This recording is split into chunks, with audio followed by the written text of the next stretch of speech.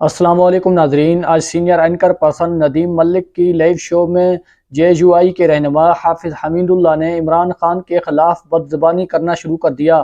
پھر ندیم ملک نے فوری طور پر حافظ حمید اللہ کو عمران خان کے خلاف بدزبانی کرنے سے ٹوک دیا۔ ناظرین،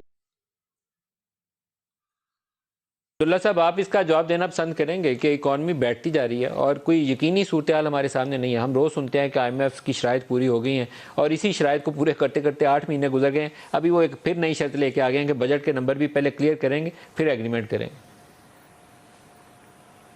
بسم اللہ الرحمن الرحیم۔ بہت شکریہ ندیم بھائی۔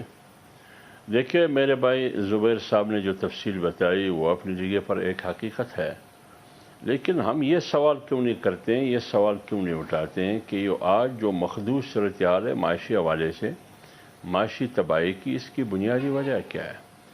آج جو آئی ایم ایف ہماری ایک ہی بات پہ بھروسہ کرنے کے لیے تیار نہیں ہے، کسی قسم کی رعایت دینے کے لیے تیار نہیں ہے، اس کی وجوہات کیا ہے؟ اس کی ایک ہی وجہ ہے، وہ ہے عمران خان کی ایک ناکام حکومت۔ انہوں نے اس ریاست کو ذلیل کیا ہے پوری دنیا میں، اپنی سیاست کے لیے انہوں نے ریاست کو ڈبو دیا۔ ایک تو انہوں نے معاہدہ کیا، وہ معاہدہ ان شرائط پر کیا جو آج اس کا نقصان ملک بھی بھگت رہا ہے اور قوم بھی بھگت رہی ہے۔ پھر اسی آئی ایم ایف کے سر حافظ صاحب، یہاں تھوڑی سی میں آپ کی چاہوں گا کہ تھوڑا سا ہمیں تھوڑی سی اس پہ اپڈیٹ کر لینا چاہیے اس چیز کو، کیونکہ 9 اپریل 2022 میں جب عمران خان کے خلاف عدم اعتماد ہوگی تو اس دن آپ جتنا بھی الزام عمران خان کے اوپر ڈالیں سارا سچ ہے، جتنا الزام حفیظ شیخ کو دیں، اسد عمر کو دیں، سب باتیں درست ہوں گی۔ پھر ایک ایگریمنٹ آپ نے نیا آئی ایم ایف کے ساتھ کیا مفتاح اسماعیل نے، اس میں کافی تبدیلیاں پہلے والی چیزوں کے اوپر آئیں، اپڈیٹ ہوا، I M F on board آ گیا، اور اس کے بعد اب پورے 1 سال اور 1 مہینے کے بعد ہم دوبارہ کہیں کہ یہ عمران خان کا قصور ہے تو بات تھوڑی سی سمجھ نہیں آتی۔ اس میں اب آپ لوگوں کا قصور ہے، اس کا قصور جو تھا وہ اپنا حصہ ڈال گیا، اب 1 سال والا حصہ آپ کا ہے۔ میری بات سنیے ندیم بھائی، دیکھیں آپ 4 سال کو نظر انداز نہیں کر سکتے ہیں۔ وہی شرائط جو عمران خان نے طے کیے تھے ایم ایف سے، اکثریت وہی شرائط ہے جو آج ہمارے اور ریاست کے گلے پڑے ہیں۔ آج آئی ایم ایف آپ کی پوری ریاست، ایک ایٹمی ریاست پر، ایک 22 اور 24 کروڑ عوام پر مشتمل ریاست پہ بھروسہ کرنے کے لیے تیار نہیں ہے، کیونکہ اس شخص نے معاہدے کے بعد جب معاہدے سے انحراف کیا، اب وہ تیار نہیں ہے کہ پہلے شرائط پوری کر لیں، بات آگے بڑھے گی۔ تو جب دوسری بات یہ ہے، ایک طرف آپ چائنا کی طرف آپ اپنی خارجہ پالیسی، معاشی پالیسی، قربت دن بدن دکھا رہے ہیں چائنا کے ساتھ، ایران کے ساتھ، ایران اور سعودی کے ساتھ، روس کے ساتھ، اور ادھر امریکن سفیر کی قربت دن بدن بڑھ رہی ہے اور پی ٹی آئی کے ساتھ، یعنی یہاں تک کہ امریکن سفیر جاتا ہے فواد چودھری جیسے پر، کوئی تعزیت نہیں ہے، کوئی شادی نہیں ہے، کوئی تعزیت نہیں ہے، خدا نخواستہ، پھر کس مقصد کے لیے جاتے ہیں؟ تو جب یہ حکومت میں آئے، انہوں نے امریکہ کے لیے وہ کام کیا جس کی وجہ سے آج پاکستان ڈوب رہا ہے۔ آج مستقبل کے لیے لگ یہ رہا ہے، تاثر یہی ہے کہ یہ وہی کچھ کر رہا ہے، وہی کچھ کرنے کا ارادہ رکھتا ہے جو ماضی 4 سال میں وہ کر چکے ہیں۔ تو جب صورتحال یہ ہو، امریکہ آئی ایم ایف کی پشت پر ہو اور آپ کی تعلقات اس طرح کے ہو، تو پھر آئی ایم ایف آپ کے ساتھ کیسے معاہدہ کرے گی، کیسے آگے بڑھے گی؟ اور آپ نے اس کی سابقہ وزیر خارجہ کی باتیں بھی آپ کے سامنے، کیا پردے کے پیچھے وہ نہیں کریں گے؟ اس شخص نے آپ کی دفاعی قوت کو نشانہ بنایا، اس شخص نے عدالت کو نشانہ بنایا۔ یہ کیا کچھ ہو رہا ہے؟ انہوں نے جنرل باجوہ کو اسٹیشن دینے کے لیے عاصم منیر کے ساتھ کیا کچھ نہیں کیا؟ آج یہ اپنے چیف جسٹس کو آئندہ لانے کے لیے وہ کیا کچھ نہیں کر رہا ہے فیض اسحاق کا راستہ روکنے کے لیے؟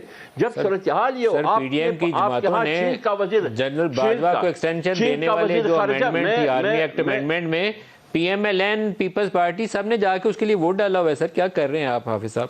ساروں نے تو جا کے ووٹ ڈالا تھا جنرل باجوہ کو ایکسٹینشن دینے۔ ایک دو دن میں دیکھیں، 1-2 دن میں چین کا وزیر خارجہ آ رہا ہے اور اسی دن عمران خان نے پورے ملک میں احتجاج کال کیا ہے۔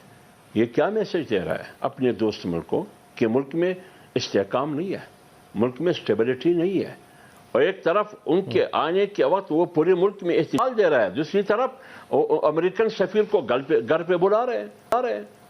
اس کا مطلب کیا ہے؟ اچھا، کیا شوکت ترین نے اپنے وزرائے خزانہ کو، کے پی کے وزرائے خزانہ اور پنجاب کے وزرائے خزانہ کے ساتھ گفتگو انہوں نے تسلیم کیا؟ یہ کس قسم کی گفتگو تھی؟ یہ معاشی تباہی حامد اور رضا صاحب ریاست آپ کی فرمائیے تباہی کے گا، اسباب یہ اور اتنی سامان بے نہیں ہے. یقینی ہے اکنامک فرنٹ کے اندر، اس میں لیڈرشپ کا ایک امتحان ہے، اور وہ امتحان یہ ہے کہ پاکستان میں تھوڑا سا سانس لینے کی گنجائش پیدا کریں، اپنے لیے بھی اور اداروں کے لیے بھی اور لوگوں کی زندگیوں میں بھی بہتری آنے دیں. بسم اللہ الرحمن الرحیم. ندیم بھائی بہت شکریہ آپ کا. دیکھیں میں دو گزارشات آپ کے سامنے عرض کرتا ہوں.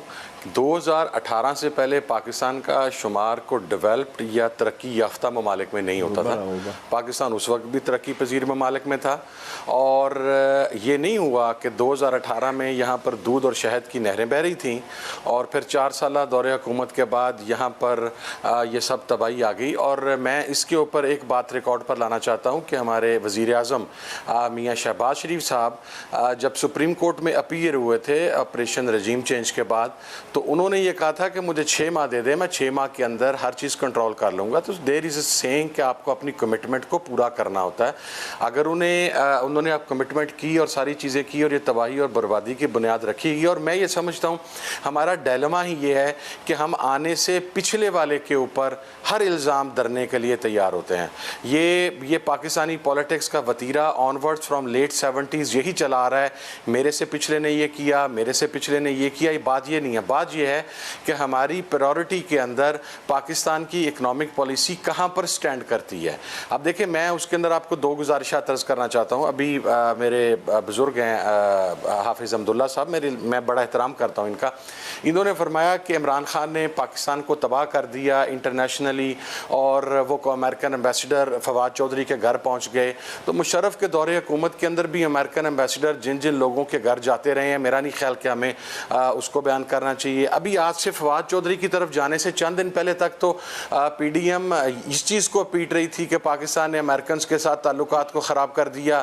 جو بائیڈن کے ساتھ پی ٹی آئی نے جناب اپنے پاکستان کا جو ریلیشننگ ہے اسٹیٹ لیول پہ اس کو ڈسٹرب کر دیا، اور امریکہ کے ساتھ ہمارے تعلقات خراب ہونے کی وجہ سے پاکستان کی اکنامک پالیسی ڈی اسٹیبلائز ہو گئی، اور آئی ایم ایف ہمیں پیسے دینے کے لیے تیار نہیں ہے. اب اگر ایک ملاقات انہوں نے آ کے کر لی تو اب اس کے بعد یہ ہو گیا کہ جی وہ ملاقات کیوں ہو گئی، اور اس ملاقات کی وجہ سے پاکستان دوبارہ تباہی کے دانے. ہم اصل میں جو روٹ کاز ہے اس پورے پرابلم کی اس کی طرف جانے کے لیے تیار نہیں ہے. الزامات کی سیاست بیانیہ دیا جا رہا تھا عمران خان کی جانب سے کہ امریکہ نے رجیم چینج کروائی ہے پاکستان میں. اس وقت بھی پاکستان تحریک انصاف کے جو چند ایک رہنما تھے، میں ان کا نام نہیں لیتا، امریکی سفارت خان نے جا کے ان کے جو بھی چارج دی افیئر یا ان کے جو اب امبیسڈر ہیں ان سے جا کے ملاقاتیں کرتے تھے.